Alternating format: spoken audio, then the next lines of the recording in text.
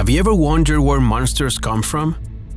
Although it may seem enigmatic, it looks like this question actually has an answer. At least, that is what can be deduced after an investigation conducted by a series of cryptozoologists, who placed Africa as the continent with the highest number of sightings and reports of unexplained creatures. These wild places full of plains, jungles, valleys, and forests seem to be hiding impossible creatures, beings that shouldn't exist and animals that grow about their size and whose presence has been witnessed by natives and tourists. However, among all the monsters that seem to be lurking in Africa, there's one that stands out above the rest. It's the elephant killer, a colossal beast whose mere appearance portends death, chaos, and a lethal danger that you too can discover if you keep watching. The killer elephant of the Congo. If Africa is the home of impossible creatures, the Democratic Republic of Congo is, without a doubt, its capital. In this huge country of more than 88 million inhabitants, there are multiple records of the appearance of mind-boggling beasts that defy all the laws of nature. Many have wondered what's so special about this region.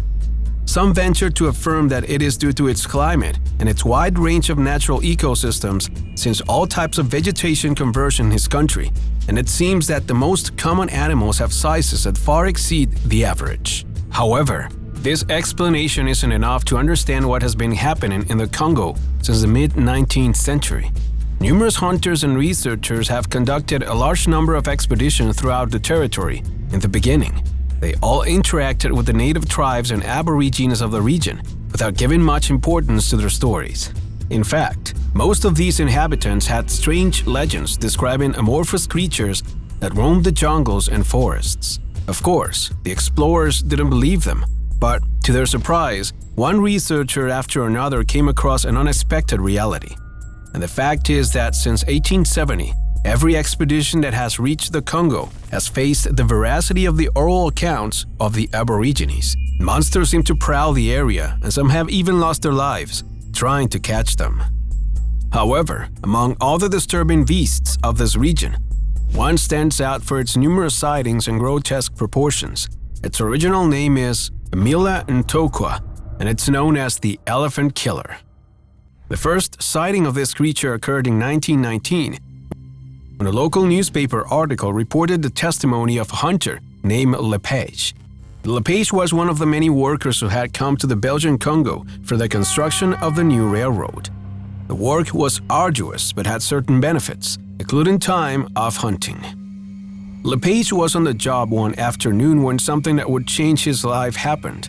While searching for prey in the middle of the plains, he felt a hunter's hunch. The animals seemed to have disappeared. There were no sounds in the air, and a strange scent of death seemed to linger in the area. That didn't discourage Lepage, but rather prompted him to go further. If there was something causing it, he and his rifle would catch it and display it as a medal. Soon, however, the hunter would become prey. As Lepage moved deeper into the plain, he caught sight of a large, dark blood stains. It was strange, but he followed the trail. Step by step, he approached the source of the danger, and then he heard a sound that made him tremble. It was the whimpering of an elephant. Its cry was agonizing and terrifying. Lepage advanced carefully, and then, hidden in the middle of a valley, he came across an image that he could never get out of his head. On the ground, a male elephant was completely ripped open in the belly area. The poor animal was still alive while something was feeding on it. At first, Lepage thought he was in a nightmare. What was in front of his eyes could definitely not be real. However, it was. The creature was about 3.5 meters in size. Its body was robust, with the proportions of a rhinoceros and a grotesque horn. Its skin was brown. Its tail wagged restlessly despite its weight, and from its snout, a huge horn soaked with blood protruded. Faced with the scene, Lepage could only think he knew: shoot. The roar echoed throughout the valley, but the bullet did not hit the target. It only drew the creature's attention to him. Immediately, the bloodied beast left its food and ran rampant towards the hunter. Fortunately, Lepage was at a respectable distance, and the adrenaline of the encounter caused him to flee with a speed he didn't know he possessed. LePage managed to escape the creature and tell its story, but he wasn't the only witness to this strange elephant predator. Cryptozoologists such as Bernard Heuvelmans also devoted much of their time to researching the origin of this creature and managed to compile numerous sightings and attacks of the Emilia-Ntoka in his book On the Track of Unknown Animals. Meanwhile, J.E. Hughes, another great researcher of unknown animals, published 18 Years on Lake Bangweulu, a powerful account in which he records the attacks in the border area between the Democratic Republic of Congo and Zambia. According to this author's reports, members of the Waushi tribe would have been one of the main hunters of this creature.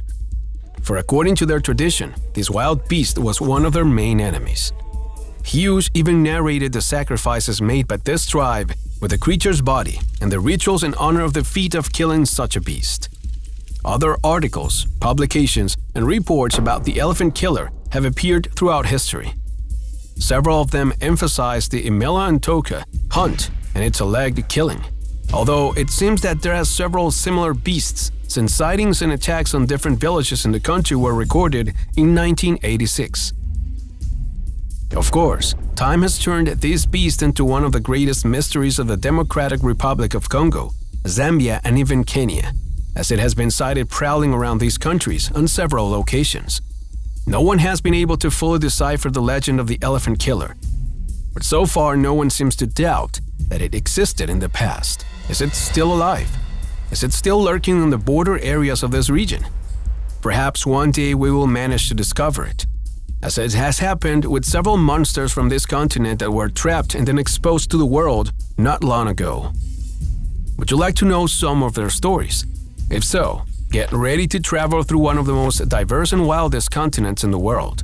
Check out the following videos and decide for yourself what you decide to believe.